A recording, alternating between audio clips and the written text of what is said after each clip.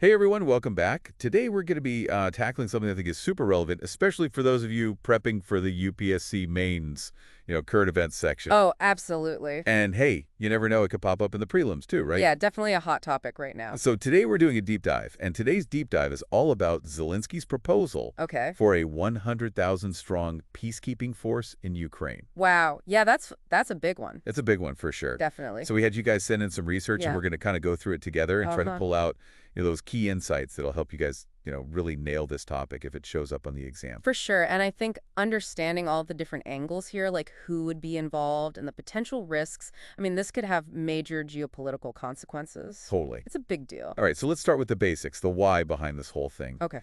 Why is Zelensky calling for a force this massive? I mean, it's bigger than anything the UN's ever put together. Right. Is this all about looking for alternatives to NATO membership? Well, it's definitely part of it.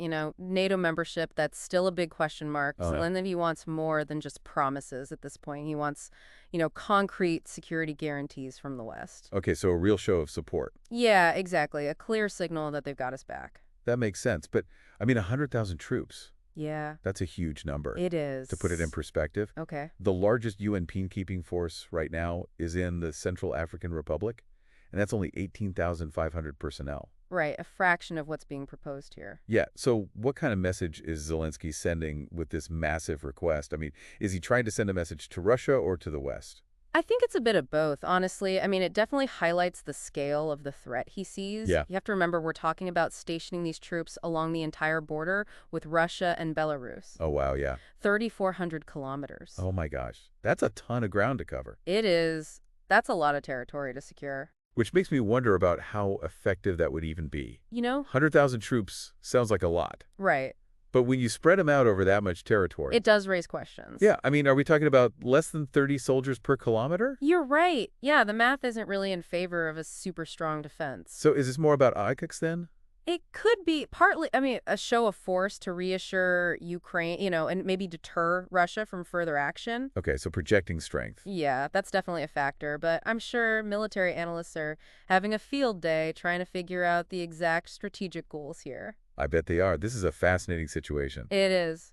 Okay, so we've talked about Zelensky's perspective, but what about the U.S.? Ah, yes. The U.S. factor, always a big one. They haven't exactly been shy about their stance on sending American troops to Ukraine, right? Not at all. It's a firm no from Washington, no American boots on the ground. Which I think is interesting because Yeah. it kind of suggests a shift in global dynamics, doesn't it? Potentially, yeah. I mean, the U.S. has its reasons of obviously avoiding direct conflict with Russia, focusing on other commitments. Sure. But if this peacekeeping force happens, it looks like the burden is going to fall squarely on Europe. Okay, so we're going to have to see how Europe responds to that challenge. Definitely the next chapter in this story is going to be really interesting to watch. For sure. All right. So we're going to dig into that and a whole lot more after a quick break, so stay with us. And that's the big question. Can Europe actually pull this off? Can they actually deliver a force this size? I mean, it's larger than anything the UN's ever assembled. It's just mind-boggling. Right. It is a huge ask. I mean, even getting the troops together would be a massive challenge, let alone the logistics of deploying them and everything. Exactly. And don't forget the politics of it all. I mean, this would be a huge political undertaking. Totally. Getting all those European countries on board. I mean, would they even want to do it? Okay, so let's try to break this down. Okay. Let's start with just the pure numbers, the troop numbers. Europe has a pretty sizable military force, right? They do. Even if we exclude some countries that probably wouldn't contribute, like Turkey and Hungary. Okay. The NATO members in Europe, excluding the U.S. and Canada and those countries I mentioned, they have about 1.44 million active soldiers. Wow. Okay, so that's a decent starting point. Right. So to hit that 100,000 mark Zelensky's asking for each country would only need to contribute about 7% of their forces. 7%, huh? Yeah, give or take. So on paper, it sounds kind of doable? Yeah, theoretically, but, things are always messier in reality. Always. Yeah, and I'm thinking about some of the legal and political stuff. Oh, yeah, for sure. I remember reading about countries like Germany and Italy having restrictions in their constitutions. Right. About sending troops overseas. Exactly. Deployment isn't always straightforward for every country, Exactly. And even if they could legally do it, Yeah. would they want to? I mean, sending troops into a potential conflict zone is a huge political gamble. It's a big risk, for sure. And politically, it could backfire. Yeah, big time. And public opinion plays a huge role, too. Absolutely. You can't just ignore what the people think. No way. especially in democracies. Right, exactly. So for a lot of European countries, Right. this would be a massive foreign policy shift. 100%. And I'm sure we wouldn't see a unified front. Some countries might be all in, ready to send troops. Yeah. Others might just offer a token contribution. Right, just to say they participated. Exactly. And some might flat out refuse. Right, too risky. Yeah, so it definitely wouldn't be a simple, Europe speaking with one voice kind of situation. Definitely not. And then, even if we get past all that, the politics, the legal stuff, there's still the logistics to think about. Oh, yeah. Deploying and sustaining a force this large in a conflict zone. I mean, And that would be incredibly complicated. it would be a logistical nightmare. Yeah, just thinking about who would lead it. Yeah. How would the command structure even work? Uh-huh. And then the funding, where would all that money come from? Those are all great questions. And, those are the kind of details that those UPSC examiners love to hear at you. Oh, they love it. So let's think about it. Okay, so leadership first. Okay. I doubt we'd see just one single commander. Right. It would probably be a joint command structure, maybe with NATO playing some kind of coordinating role. Okay, makes sense. And then funding, well, obviously participating countries would have to cock up some serious cash. Yeah. And there would definitely be arguments about who pays what. Oh, for sure. And then on top of all that, you've got equipment, transportation supply. I mean, the list goes on and on. Yeah, it's mind-boggling. It's a massive undertaking. Totally. To get this whole thing up and running would be a diplomatic and logistical feat. Of epic proportions. Yeah, for sure. But it's not just the practical stuff, Right. What about public opinion? I mean, do Europeans even want this? Oh, that's the wild card in any of this, Absolutely. Public opinion that can make or break any foreign policy decision. Yep.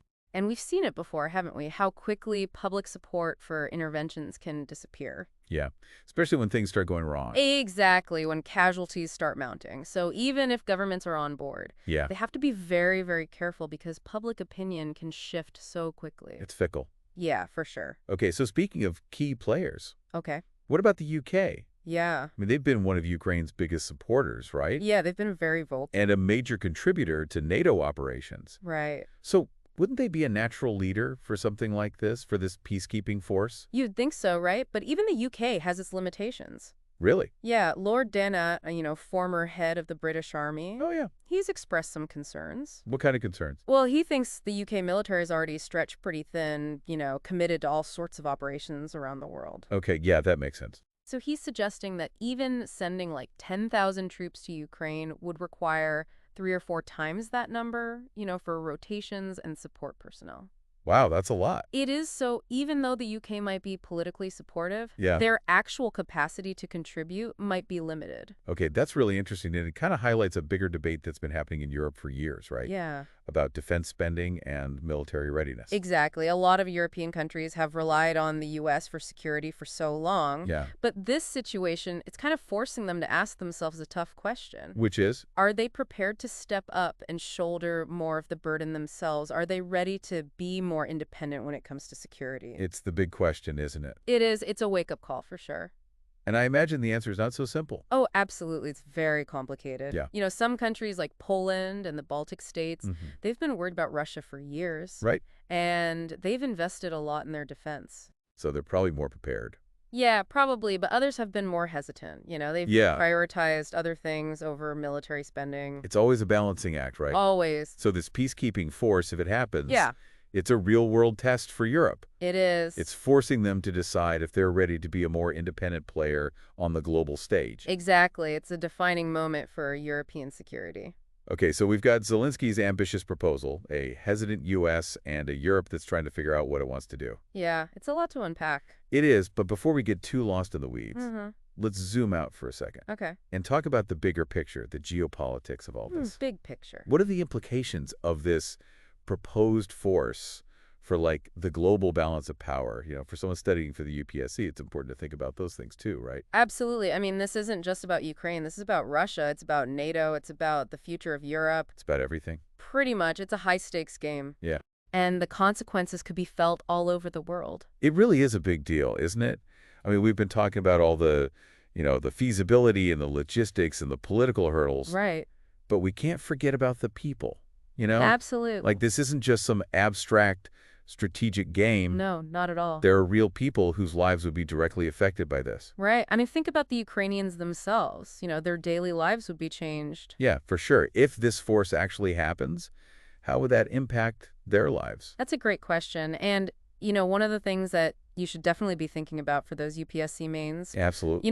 It could go either way. On the one hand, having that international presence, all those troops, that could deter Russia, maybe prevent further aggression. Okay. And that would create space, to rebuild. To recover? Yeah, to get back to some kind of normal life. And just imagine the psychological impact on people knowing that there are thousands of peacekeeping troops there, to prevent another invasion. Yeah, it's a powerful image for sure. Yeah, it is. But you mentioned there could be downsides too. Oh, yeah, for sure. I mean, some people might see those foreign troops, even if they're there to help.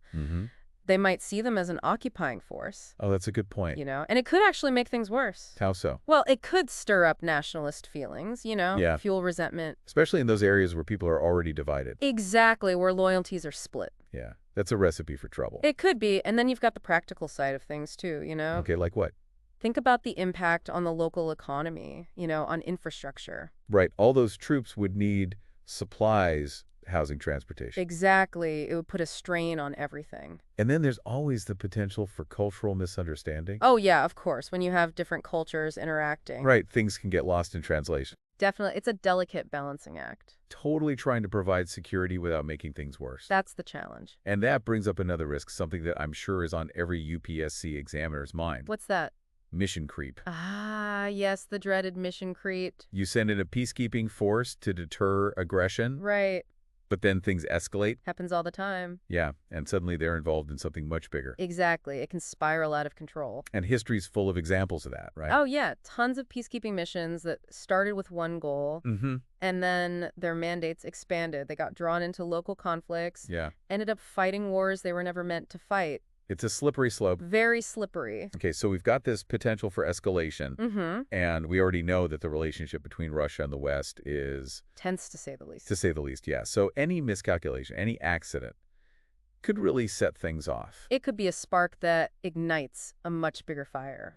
Exactly, and this is where I think that UPSC knowledge of international law comes in. Oh, for sure. Because Russia's made it clear they don't want any peacekeeping force that isn't approved by the UN. Right.